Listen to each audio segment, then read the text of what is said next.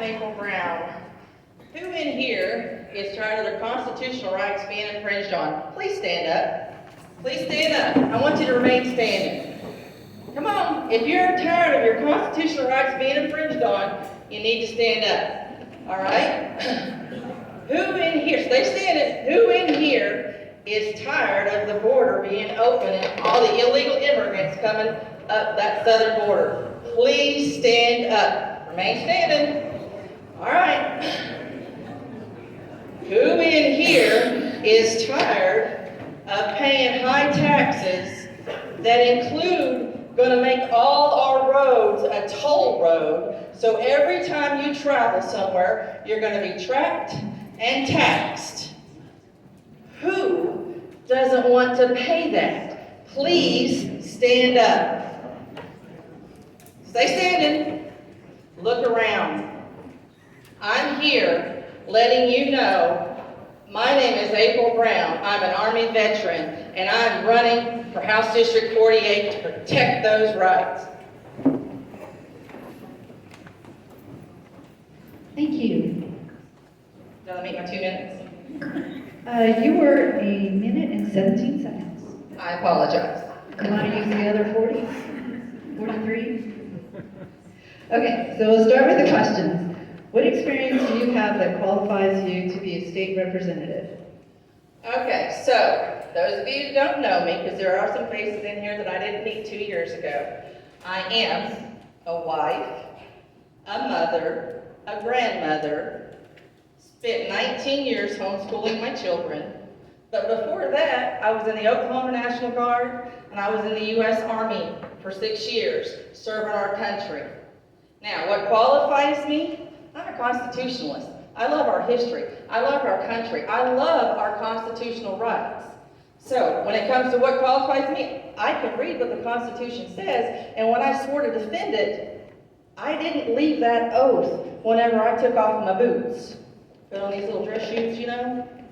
I still believe that you have to defend the Constitution, and that's what I plan to do. And I believe that I'm highly qualified to serve you as a servant. Because if we don't get back to statesmen and stateswomen serving we the people, we don't have proper representation at the state capitol. How are we going to fix Oklahoma? How are we going to fix the federal government if Oklahoma doesn't have proper representation? Okay, thank you. How will you ensure your policies reflect the values of the entire OK GOP, since there appears to be a division within the same? Guys, I'm grassroots. You know what that means? I'm willing to get in the trenches and fight and protect us. You know what we just did at the state convention? Thank you, Gene. Out of the 27 seats that y'all had available for Carter County, 2 were filled, and it was Gene and his wife rocking it. So those policies, they matter. I put forth a resolution to our GOP to fight and protect our constitutional rights. We in Garvin County have a resolution that the World Health Organization is not allowed to come in and infringe on them. We have a resolution, and this is, by the way, this is through the county commissioners that we approached and got them to do that, and I was part of that the executive order that President Biden signed that's going to infringe on our water and property rights by the 30 by 30 land grant, we got that policy stopped so that in Garvin County, the commissioners and our sheriff support us in protecting those rights. So those are policies, right? There's other policies, like we don't want to have an open border. Do we have the ability to fix that? Oh, yes, we do. Do we want to have people in office, elected people in office, now telling others that you can go have private meetings and not sharing that with we the people? We have the ability to stop that. And as a representative, I would never allow your constitutional rights be infringed on, because I am there serving you, we the people. So those policies have to line up. What does the Constitution say? What is our primary goal being a representative? Securing our rights. Period. Okay, thank you. Can you provide an example of a compromise you've made that reflects the balance in values? A compromise? Well, when it comes to my values, I went 29 years without Christ as my Savior. So when it comes to compromise, I don't know that I can compromise certain standards when it comes to biblical points. My values are high. I tell my students, by the way, I work at a public school. I'm the in-school restriction teacher. That means all the students that are in trouble, I am their hope. I keep them from going home and not keeping their education going. The point is, I tell those students that your word means everything. So if your actions don't support what you're saying, then you are compromised. And if the platform says we're supposed to uphold a few standards, like what kind of bills we put forth, then that platform means something. We don't compromise on what the Republican Party's platform means. That compromise is unethical. And who would want to compromise? If I say I'm a Republican and I don't believe in abortion, then why would I compromise to allow a chemical abortion? Is that a compromise? That I'm willing to not only stand before you, we the people, but before the Lord? No. Okay, thank you. How will you balance the budget while still providing essential services? Guys, who in here knows Governor Stent wanted us to do away with the state income tax? Anybody? Anybody know that? Come on, raise your hands. I like the participation because that's what teachers do, right? Okay. You know what we got from our legislators?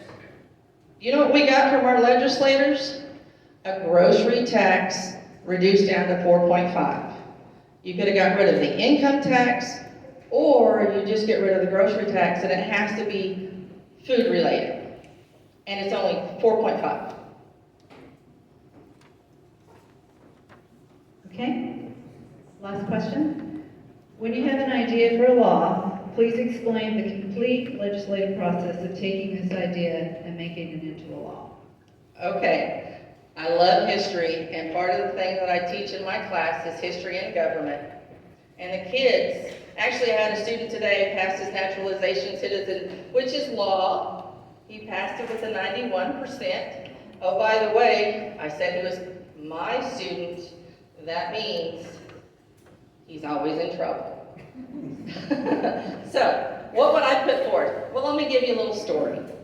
So, we are a constitutional carry state. I hope you all know that, because that means you don't have to have a license, that you can open carry, concealed carry into any building that's not a federal building, and a few other places you're not allowed to go. The purpose of this is for us to have our constitutional rights. Our Second Amendment is vital to us protecting our rights, okay? So one of the bills that I would look at and say, right now, Oklahoma says you have to be 21 to protect yourself and to purchase a weapon, pistol, okay? I would like to see 18. At 18, you can join the military. At 18, you can vote. At 18, you are an adult. So why is our rights infringed on until we're 21?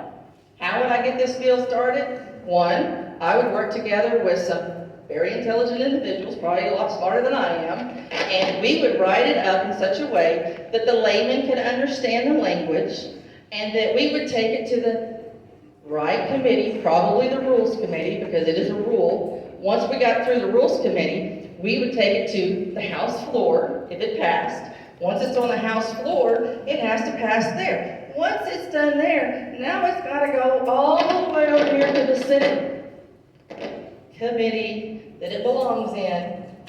Then it's got to get voted in. If it gets voted in, now it's got to go to the Senate floor. Once it gets past the Senate and the House floor, and it's, going to the governor's desk, we work with the governor to make sure that he's going to be, or she is going to be, a 2A supporter. And then once it's across the desk, it's signed into law. If it has an emergency order, goes into effect probably July 1st, if not November 1st. How many of y'all knew all that from the Bill song we grew up on? I'm just a bill. Thank y'all. Thank you, April.